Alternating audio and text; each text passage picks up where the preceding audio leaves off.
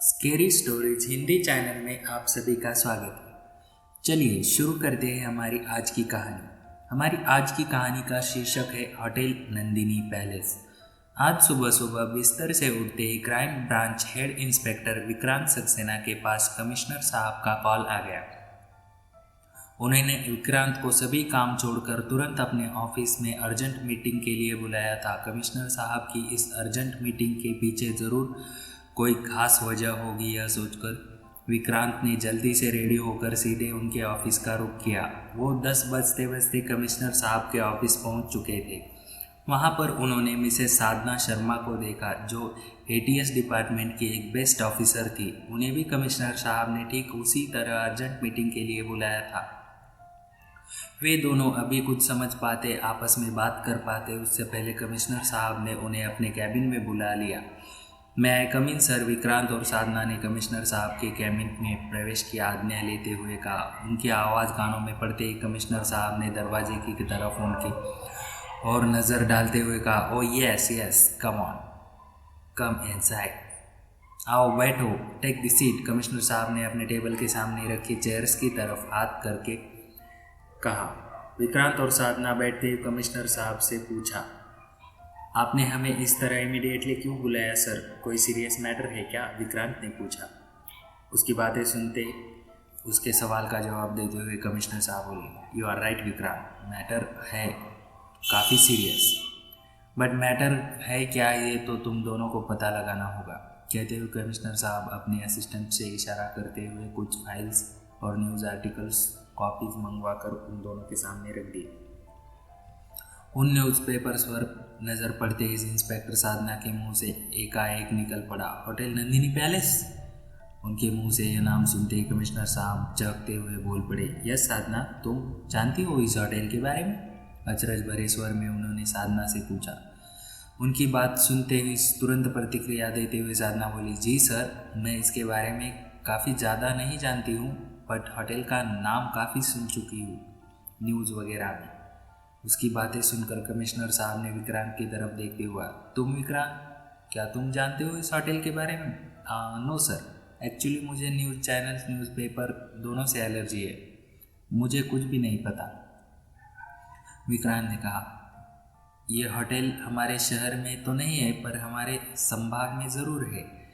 यह होटल सोमपुरा की मनोरम पहाड़ियों के बीच में उस छोटे से हिल स्टेशन जहाँ की रौनक देखने विदेश विदेश से लोग जाते हैं, कमिश्नर साहब ने कहा, अपनी बात स्पष्ट करते हुए आगे बोले, बस इसी होटल से जुड़े केस के सिलसिले में तुम दोनों को यहाँ बुलाया। अब यह होटल हमारे डिपार्टमेंट के लिए जी का जंजाल बना हुआ है। कहते हैं उन्होंने अपनी बात ख़त्म कर दी और फ़ोन का रिसीवर उठाकर रिसेप्शनिस्ट किसी को अंदर भेजने की बात कही।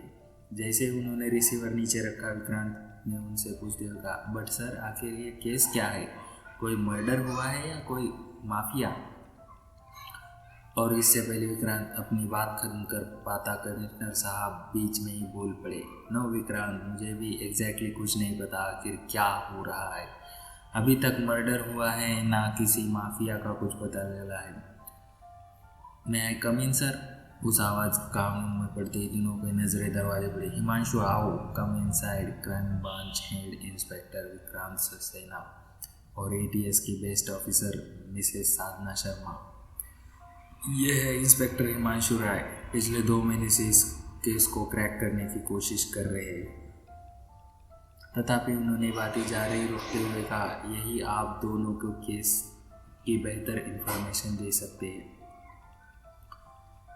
उसकी बात सुनकर पल के लिए सन्नाटा छा गया, क्योंकि उसने इंस्पेक्टर हिमांशु के मुंह पर ही उनके नाम की काबिलियत पर सवालिया निशान लगा दिया। इंस्पेक्टर साधना भी इंस्पेक्टर विक्रांत के बिहेवियर से हैरान थी। कमिश्नर साहब तो मानो विक्रांत की बात सुनकर हक्के बक्के रह गए। फिर थोड़ा संभल कर सहज होते हुए उन्होंने कहा, ये तुम क्या कह रहे हो विक्रांत? तुम जैसे सोच रहे हो ऐसा बिल्कुल नहीं है। यह सब कुछ बहुत अजीब है, ना तो ये केस सीधा है ना इससे जुड़े राज। शायद तुम इस केस के बारे में कुछ नहीं जानते, इसलिए तुमने हिमांशु की काबिलियत पर सवाल खड़े कर दिए। सच तो यह विक्रांत की हिमांशु एक बेहद काबू और इंटेलिजेंट ऑफिसर है, तभी तो आज तक इस केस से जुड़ा हुआ और सही और सलामत हमारी आंखों के सामने खड़ा है। वरना देखो विक्रांत, तुम इतना जान लो कि अगर इतना वक्त गुजर जाने के बाद कोई रिजल्ट ना आने पर भी अगर हिमांशु को इससे केस से हटाया नहीं तो इसके पीछे ज़रूर कुछ बात तो होगी। Himanshu is a very good detective, trust me. अगर वो इसमें काबिलियत नहीं होती तो मैं खुद इसे इस केस का कब का डिस्चार्ज कर चुका होता। बट वहाँ उस होटल में जो कुछ हो रहा है वो वाकई बेहद हैरान कर देने वाला है। वहाँ तो कुछ बहुत ज़्यादा अजीब घट रहा है। मैं खुद इस केस को पर्सनली फॉलो किया है, बट किसी नतीजे पर पहुँचने से पहले ही कहानी अगला मोड़ ले लेती है। इसलिए तो मैंने पहले हिमांशु और अब तुम दोनों को इस केस को क्रैक करने के लिए चुना है। उनकी बातें सुनकर हिमांशु हतप्रभ हो गया। उससे समझ नहीं आ रहा था कि आखिर ये होटल नंदिनी पैलेस का केस क्या है।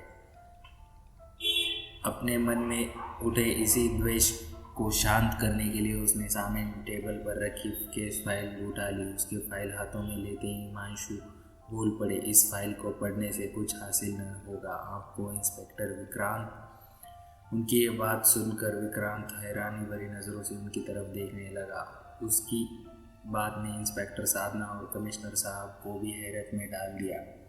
वे दोनों अचरज भरी निगाहों से उनकी तरफ देखने लगे। उन सबको इस प्रश्न भरी निगाहों से तरफ देखते हुए हिमांशु अपनी बात को आगे बढ़ते हुए, यस सर, बिल्कुल ठीक कह रहा हूँ। इस फाइल में सिर्फ उनको लोगों के नाम और डिटेल्स दर्ज है जो इन 2 साल में वहाँ से गायब हुए हैं। टोटल 12 लोगों की लिस्ट है, मतलब हर 2 महीने में एक शख्स। वो हिमांशु के मुंह से ये बात सुनते आश्चर्य भरे स्वर में साधना के मुंह से निकल पड़ा, हाँ साधना, हिमांशु इज राइट, ये सच है। पता नहीं वहाँ उस जगह इन 2 सालों में क्या हो रहा है। इन लोगों के family person, media, high command बहुत ज़्यादा प्रेशर पड़ रहा है। पुलिस और हमारे यहाँ पास उन्हें देने के लिए कोई जवाब नहीं, हताश भरे स्वर में कमिश्नर साहब ने कहा। तभी कुछ सोचते हुए विक्रांत ने हिमांशु की तरफ देखते हुए कहा, तो क्या अभी तक तुम्हारे पास इस केस से रिलेटेड कोई लीड नहीं है हिमांशु?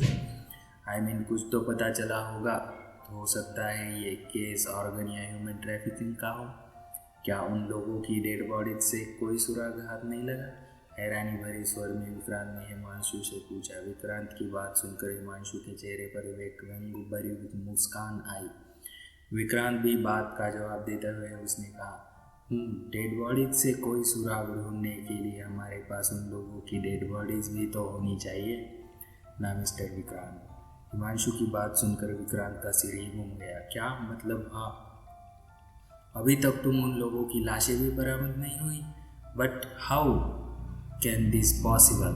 12 लोग 2 साल से गायब है, अभी तक उनका पता नहीं चल पाया। तो इसका सिर्फ एक ही कारण हो सकता है, वो ह्यूमन ट्रैफिकिंग। ज़रूर वहाँ कोई ऐसा गैंग एक्टिव हो जो उस होटल के लोगों को उठाकर उन्हें कहीं बहुत दूर, शायद विदेश में बेच रही हो, फिर या उन्हें किडनैप कहीं बंधुआ मजदूर बनाकर रखा हुआ हो। अपने मन और आशंकाओं को व्यक्त करते हुए विक्रांत ने कहा।